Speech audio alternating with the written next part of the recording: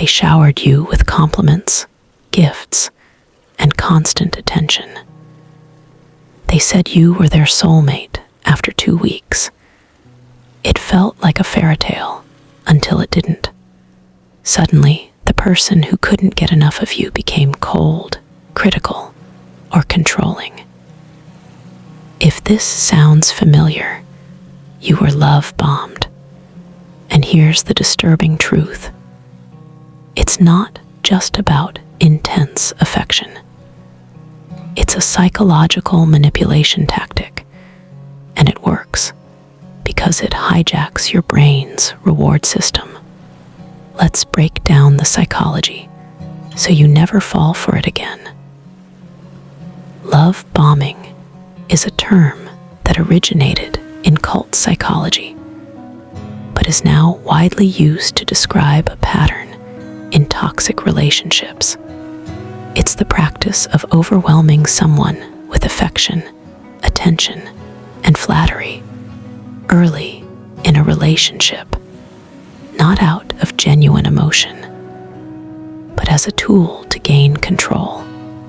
The person doing it may be a narcissist, someone with untreated borderline personality disorder, or just emotionally immature. Regardless of the diagnosis, the effect is the same. You become emotionally dependent on them very quickly, which makes it harder to leave when the mask eventually drops. The key thing to understand is that love bombing isn't love. It's a trap. And the reason it works so well is because it exploits fundamental human psychology. Reason 1. It activates your brain's reward system when someone love bombs you. They flood your brain with dopamine, the same neurotransmitter involved in addiction. Constant texts, lavish gifts, grand romantic gestures, all of this triggers your brain's reward pathways. You start associating this person with pleasure and euphoria. Neuroscience research shows that the early stages of romantic love already activate the same brain regions as cocaine. Now, imagine someone intentionally cranking that up to 11. Your brain becomes addicted to the high they provide.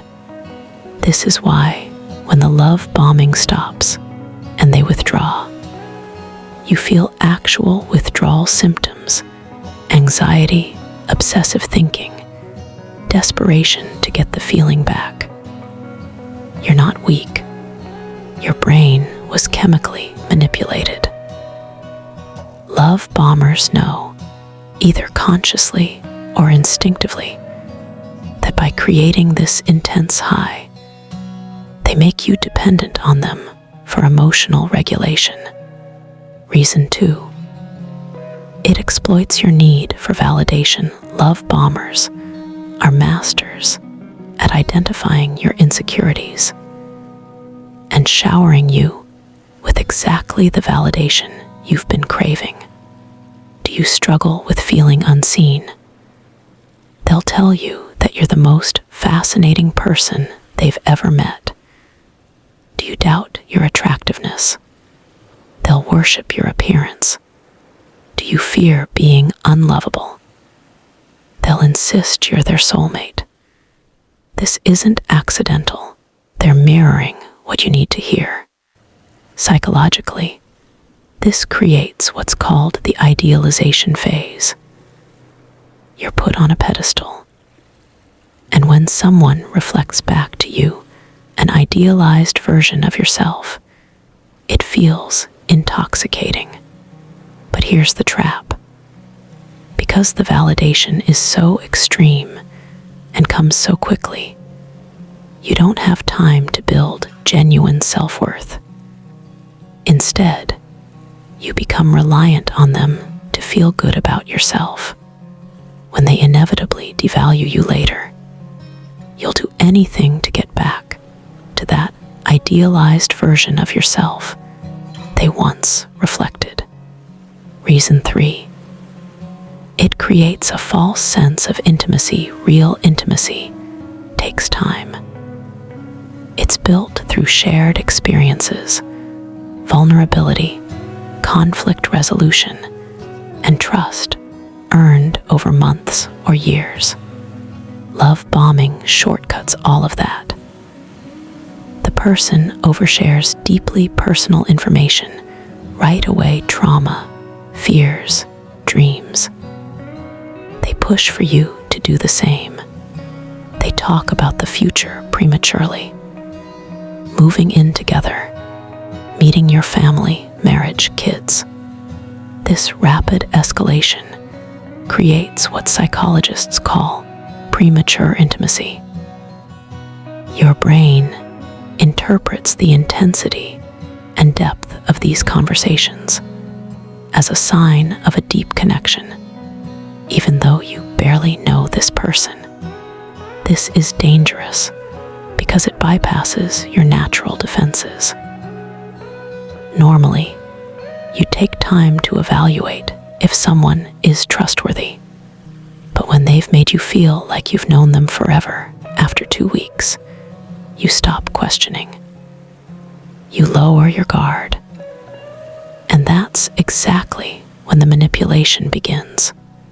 Reason 4. It isolates you from your support system. Love bombing often includes subtle or not so subtle attempts to monopolize your time.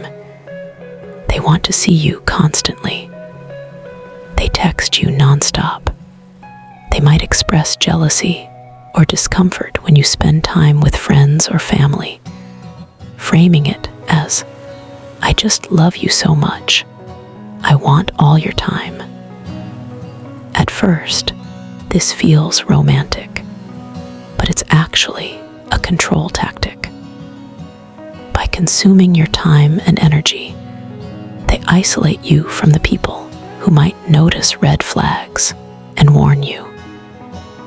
Your friends and family are your reality checks.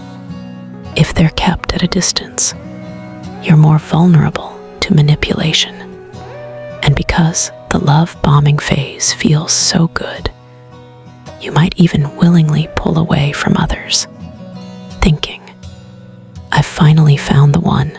Why do I need anyone else?" This isolation makes it much harder to leave later when the relationship turns toxic. So how do you protect yourself? First, slow down. If someone is moving too fast, declaring love within weeks, talking about forever before you've even had a disagreement, that's a red flag, not a romantic gesture. Real love grows steadily. It's patient.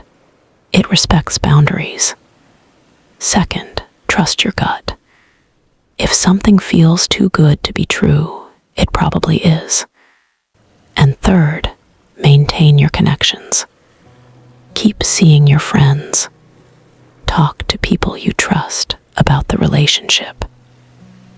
If someone truly loves you, they'll encourage your independence, not demand your isolation.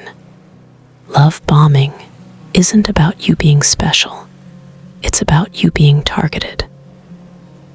But now that you know the psychology behind it, you can recognize it early and walk away before you get trapped. You deserve love that's consistent, respectful, and real, not a drug-fueled high that crashes into control and abuse.